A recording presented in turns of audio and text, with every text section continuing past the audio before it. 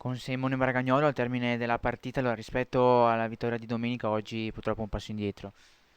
Sì, è stato un passo indietro, peccato perché volevamo dare continuità al risultato di domenica, e purtroppo non ce l'abbiamo fatta. Così è mancato quest'oggi quei due gol all'inizio, e poi c'è stato no, quell'episodio del rigore che forse poteva girare la partita, poi il secondo tempo siete entrati no, con la voglia di riprendere, siete andati vicino, e però poi non siamo riusciti. Ma abbiamo preso il primo gol dopo 10 minuti e non è la prima volta purtroppo quest'anno e sappiamo che quando prendiamo gol dopo 10 minuti poi le partite in questa categoria sono difficili da riprendere. Poi l'episodio del rigore ci sta perché il rigore ci sta che lo sbagliamo, si può sbagliare.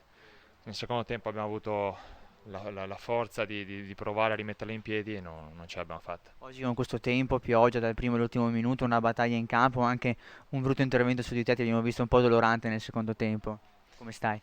No, beh, io adesso vediamo con Barbara, però non credo sia niente di grave. È una battaglia che purtroppo siamo usciti sconfitti. Testa domenica. Assolutamente, assolutamente. Siamo fortunati che si gioca tra praticamente 2 giorni e quindi pensiamo subito a domenica che è una partita importante in casa nostra. Grazie. Grazie a voi.